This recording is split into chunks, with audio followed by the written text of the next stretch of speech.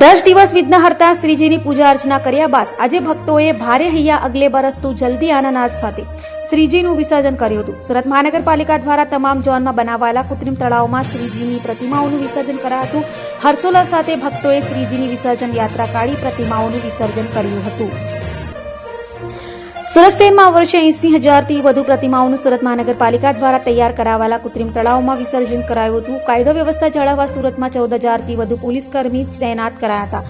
સુરત મનપા દ્વારા તમામ ઝોનમાં બનાવાયેલા કૃત્રિમ તળાવમાંથી વિસર્જન બાદ ગણેશજીની પ્રતિમાઓને ટ્રક ટ્રેક્ટરો થકી હજીરા લઈ જઈ દરિયામાં પધરાવાઈ હતી તો પાણીની સુએ ટ્રીટમેન્ટમાં છોડાયું હતું। સુરત મહાનગરપાલિકાના અધિકારીઓ અને પોલીસ અધિકારીઓની નજર હેઠળ શાંતિપૂર્ણ માહોલમાં વિસર્જન યાત્રા નીકળી હતી। કૃત્રિમ તળાવમાં સવારે 7 વાગ્યાથી વિનામૂલ્યે વિસર્જન કાર્ય શરૂ કરાયું છે તો કૃત્રિમ તળાવો સિવાય ડુમ્મસ હજીરા મગદલ્લાના દરિયા કિનારે પણ વિસર્જનની કામગીરી હાથ ધરાઈ હતી। સુરતના રામજી ઓબારા ખાતે સાંસદ મુકેશ દલાલે ગણેશ વિસર્જનનો પ્રારંભ કરાવ્યો હતો। વિઘ્નહર્તા શ્રી ગણેશ તેમજ તાપી માતાની પૂજા કર્યા બાદ ગણેશ વિસર્જનનો પ્રારંભ કરાવ્યો હતો તો સુરતનો ડક્કા ઓવારા ખાતે બનાવેલ કૃત્રિમ તળાવ તાપીના પાણીમાં ગરકાવ થતા ત્યાં વિસર્જન બંધ કરાયું હતું તો સાંજ સુધીમાં શહેરની તમામ મૂર્તિઓનું વિસર્જન થાય તેવી આશા વ્યક્ત કરાઈ હતી।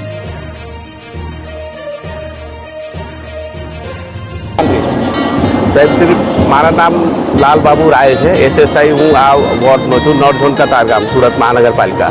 આજે વિસર્જન જે કયો ઓવારો છે અને કઈ પ્રકારની અત્યારે પ્રક્રિયા ચાલી રહી છે? વિસર્જન માટે તમામ પ્રકારની તૈયારી થઈ ચૂક્યા છે અને અત્યારે મૂર્તિ પણ વિસર્જન થયા છે। અમારે આરોગ્યની ટીમ, ફાયરની ટીમ, ત્યાર પછી હાઉસિંગ વિભાગ, શહેરી વિકાસ, તમામ પ્રકારના બીવીડીસી વિભાગ, તમામ પ્રકારના વિભાગ છે ને અહીંયા અને પોલીસ બંદોબસ્તની સાથે તમામ પ્રકારનો વ્યવસ્થા રાખેલા છે। પાણી પીવાના પાણી જાહેર જનતા માટે પણ આપણે સ્ટાફ કર્મચારીઓ જે કામ કાર્યરત કરે છે 200-250 જેટલા એના માટે। ત્યાર પછી આપણે જે ફૂલ હાર શણગાર એ બધા જે બી આવે છે એને પૃથ્વીકરણ કરવાનું, એટલે અલગ અલગ છૂટા પાડીને એમને ફૂલ વ્યવસ્થા, મુકુટ છે, આમ છે તેમ છે, તમામ પ્રકારનું વ્યવસ્થા અલગ રાખેલું છે અને ઉપર અમે કામ કરી રહેલા છે। ગણેશ ભક્તોને શું મેસેજ આપશો વિસર્જન લઈને?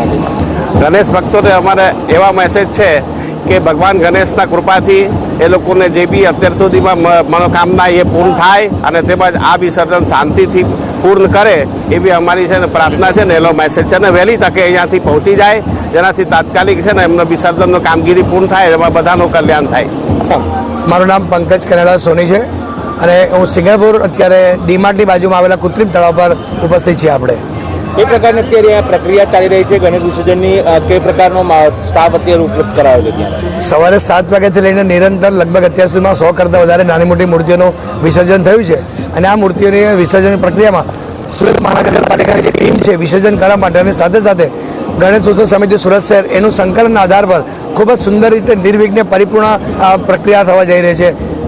કેટલા કૃત્રિમ ઓવારો સુરત શહેરમાં બનાવવામાં આવે છે? મારા ધ્યાનમાં આવ્યા મુજબ અત્યાર સુધીમાં લગભગ 30 કરતાં વધારે કૃત્રિમ ઓવારા સમગ્ર સુરતમાં છે, જેની અંદર આ ઓવારા ઉપર જે ધસારો છે એ પ્રમાણે જે વ્યવસ્થા તંત્ર, પોલીસ તંત્ર, એસએમસીનું તંત્ર અને અમારી ગણેશ ઉત્સવ સમિતિ સમગ્ર ટીમ જે સંકલનથી કાર્ય કરે છે એના સ્વરૂપે નિર્વિઘ્ને પરિપૂર્ણ કાર્ય થશે। ગણેશ ભક્તોને શું મેસેજ આપવા આજના દિવસે વિસર્જન લઈને?